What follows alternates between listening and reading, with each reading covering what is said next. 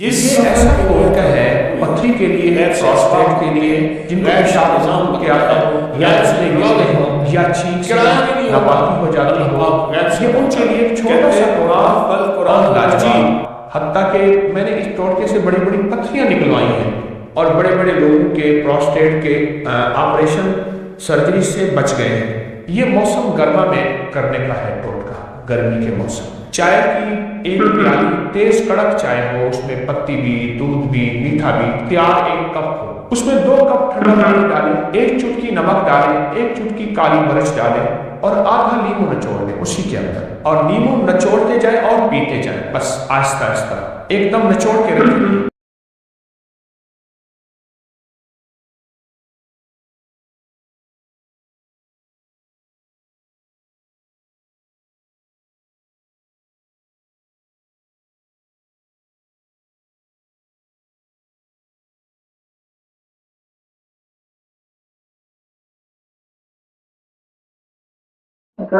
Last time میرا نا میری سسٹر کی شادی ہوئی ہے 2-3 دن پہلے، تو پھر پہلے 2 بار ڈیوورس ہو گئی تو وہ پہلے بھی دونوں کزنوں کے ساتھ کی تھی، وہ اب پھر آپس میں مل گئے ہیں۔ اب ان کا یہ مسئلہ وہ ایسا کر رہے ہیں کہ تیسرے کو بھی آپ کے ساتھ ملا رہے ہیں، اس کا دوبارہ گھر خراب کر رہے ہیں، وہ بہت دشمنی کر رہے ہیں ہمارے ساتھ، ناکام ہو گئی۔ وہ 2 بار ڈیوورس ہو گئی ہے جی۔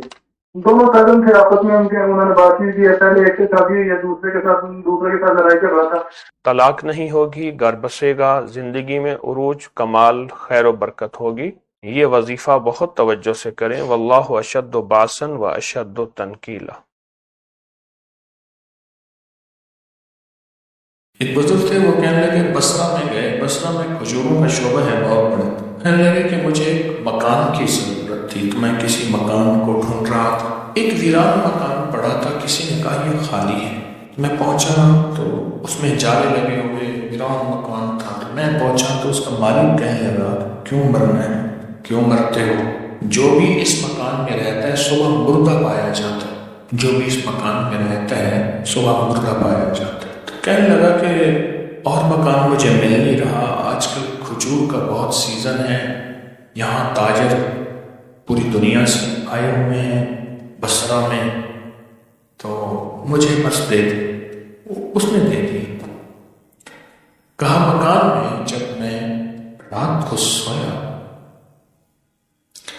تو ایک دم میری آنکھ کھلی، کڑاکا دھماکہ ہوا، تو دیکھا ایک چھوٹا سا آدمی ہے، بالکل کالا حبشی، کالا، اور بڑی خطرناک نظروں سے مجھے دیکھ رہا۔ تو اس کے دیکھتے ہی میں نے آیت الکرسی پڑھنی شروع کر دی، اس نے بھی ساتھ پڑھنی شروع کر دی۔ کہا پڑھتے پڑھتے جب میں پہنچا نا ولا یعودہ، بس جب اس آیت میں پہنچا نا آخری آیت میں ولا یعودہ حفظہما وہو العلی العظیم، یہ اللہ کے 2 نام، کہا کہ میں نے اس کو دہرانا شروع کر دی، دہرانا شروع کر دی، دہراتے دہراتے سوچیں اس وقت یہ کس کیفیت کے ساتھ دہرا رہا ہوگا، جس کو پہلے سے بتا دیا گیا کہ تو اگر یہاں آئے گا پہلے سے بتا دیا، جو بھی آج تک رات کو سویا ہے صبح اٹھا نہیں، اور پھر وہ بات سچی بھی ثابت ہو گئی، وہ جن آ گیا سامنے۔ یہ بات میں کیوں کر رہا ہوں؟ یہ بات میں اس لیے کہہ رہا ہوں، ہم دعائیں پڑھتے ہیں مانگتے نہیں،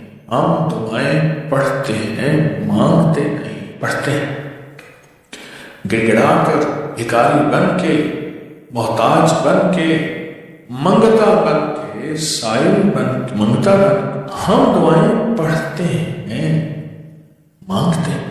تو کہنے لگے یہ دعا اس آیت کو ولا یعودہ حفظہما وہو العلی، اس میں پڑھتا رہا پڑھتا رہا پڑھتا رہا۔ تھوڑی دیر کے بعد ایک دم دھماکہ ہوا، وہ کالا جس نیچے گرا اور دھواں اٹھا اور وہ ختم ہو گیا۔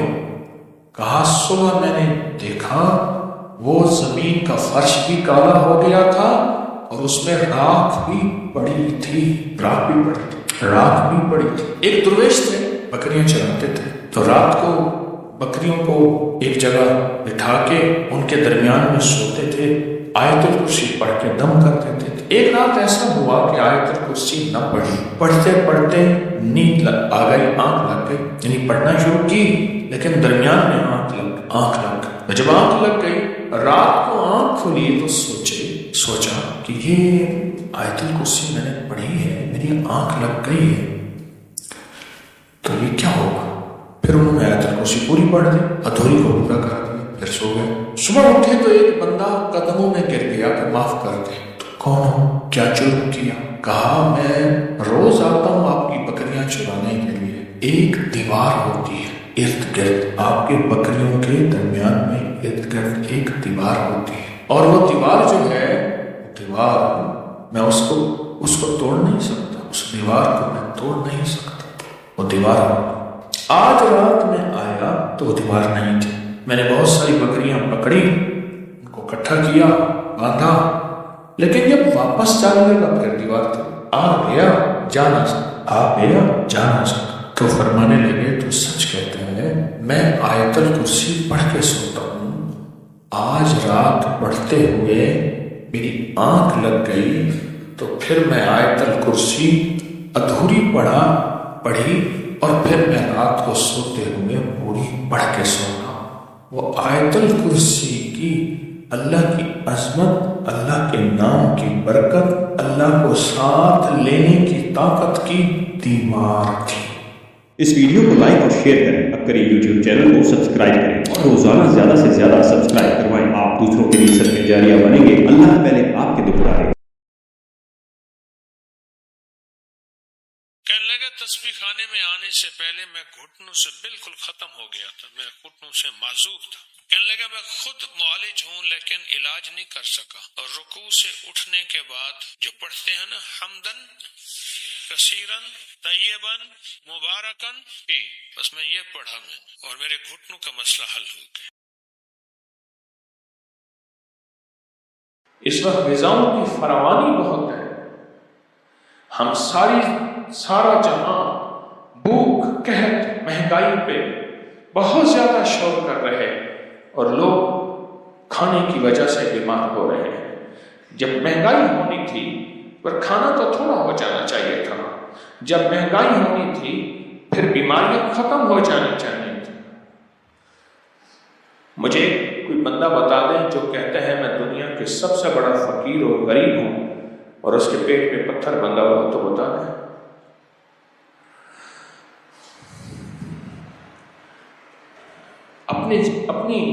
اپنی غذاؤں پہ نظر رکھیں، دسترخوان پہ نظر رکھیں۔ اتنا کھایا کہ کھا کے اپنی زندگی کو غیر متوازن بنایا، اور پھر غیر متوازن زندگی بنا کے پھر اس کے بعد ہائے کی کہ میں ذہنی ٹینشن میں مبتلا ہو گیا ہوں، میں پریشانی میں مبتلا ہو گیا ہوں، میں دکان پہ، کاروبار پہ، اپنے دفتر میں نہیں جا سکتا۔ اس کے پیچھے غذائی بے اعتدالی ہے، غذائی بے اعتدالی ہے۔ ایک سمجھدار کی بات بتاؤں، سنیں غور سے۔ اس نے کہا جب بھی کھائیں بھوک پہ کھائیں، بھوک لگے تو تب کھائیں، بغیر بھوک کے نہ کھائیں۔ تو پوچھا بھوک سے مراد کیا ہے؟ کہا افطار، گرمی کا روزہ ہو اور افطار کے وقت جتنی بھوک لگتی ہے وہ بھوک۔ سنیں غور سے، گرمی کا روزہ ہو اور افطار کے وقت جتنی بھوک لگتی ہے، جاگ رہے نہیں، اکثر سو رہے،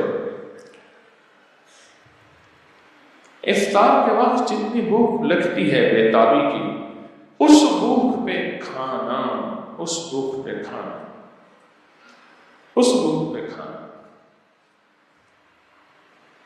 وہ بھوک ہے۔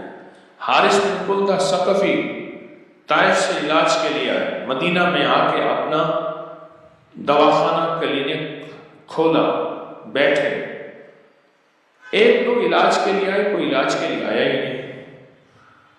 آقا کی بارگاہ میں حاضر ہوئے کہ میں تو طائف سے آیا ہوں، کوئی روزی روٹی کرنے کے لیے، میرے پاس تو کوئی مریض ہی نہیں آتا۔ تو میرے حضور نے فرمایا یہ تیز بھوک میں کھاتے ہیں اور ابھی کچھ بھوک ہوتی ہے تو یہ کھانا چھوڑ دیتے ہیں۔ پوری تاریخ کہتی ہے موٹوں سے زیادہ کمزور لوگ بہت زیادہ کھاتے ہیں، جو بالکل باریک لوگ ہوتے ہیں۔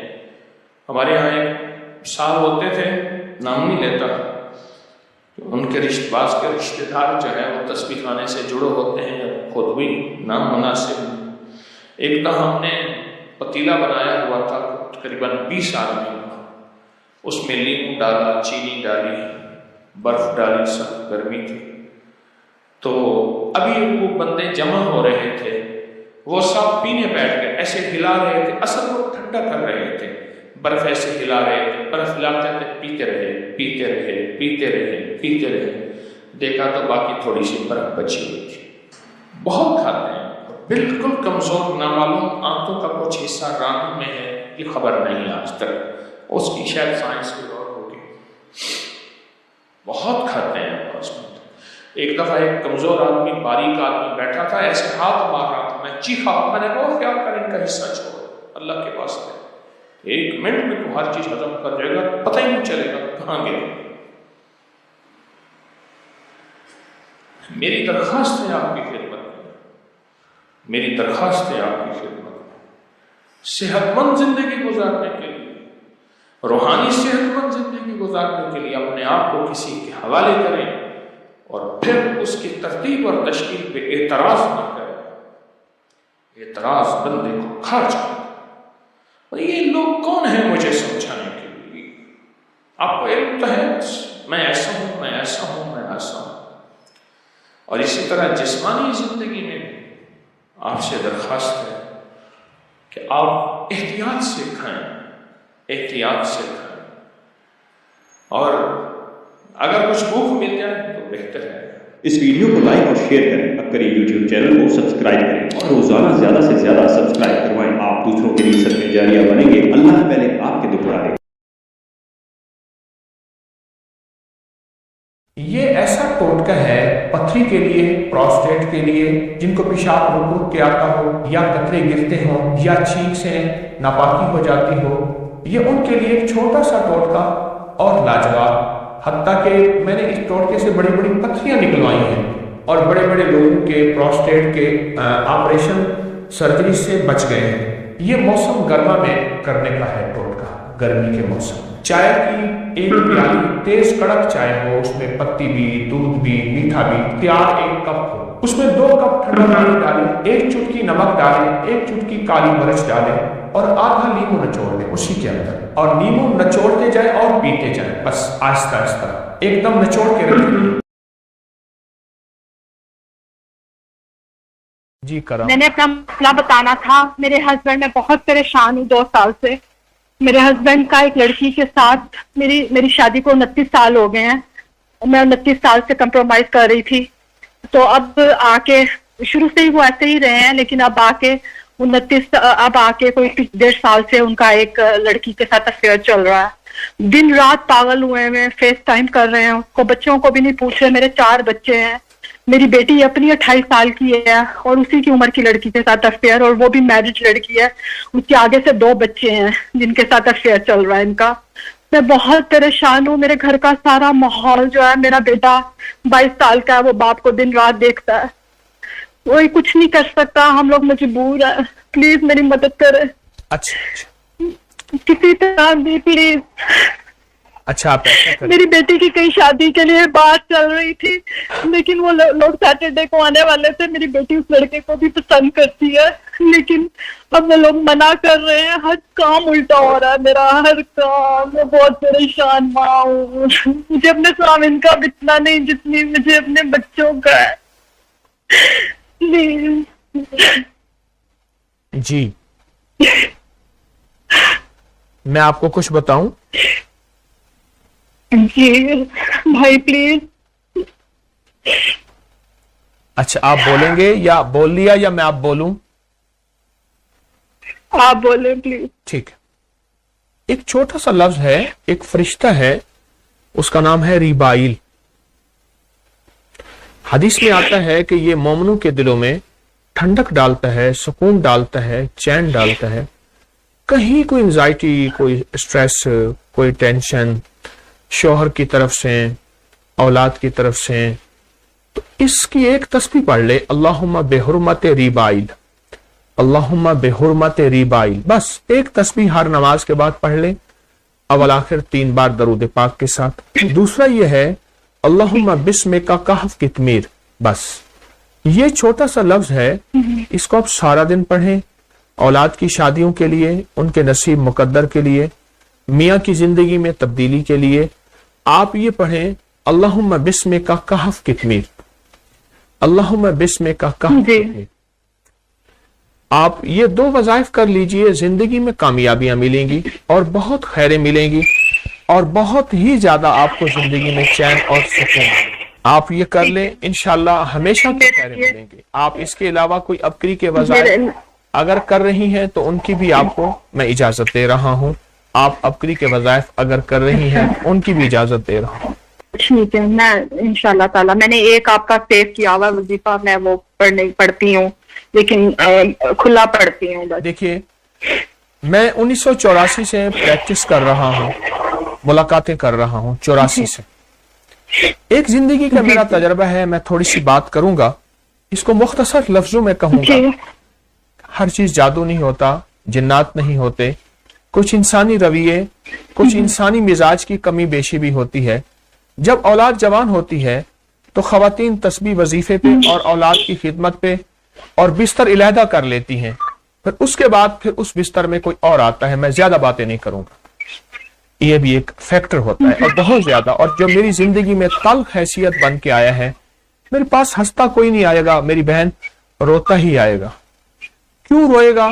उसके पीछे खवातीन की कहाँ गलती है, खवातीन कहाँ कोताही करती हैं, मैं इसकी वजाहत नहीं करूंगा, बस इस पे आप जरा तवज्जो कीजिए और मजीद जो वजीफा दिया है उस वजीफे पे भी तवज्जो कीजिएगा, इंशाल्लाह आपके काम होंगे। इस वीडियो को लाइक और शेयर करें, अबकरी यूट्यूब चैनल को सब्सक्राइब करें और रोजाना ज्यादा से ज्यादा सब्सक्राइब करवाएं। आप दूसरों के लिए सदका जारिया बनेंगे, अल्लाह पहले आपके दुख टालेगा।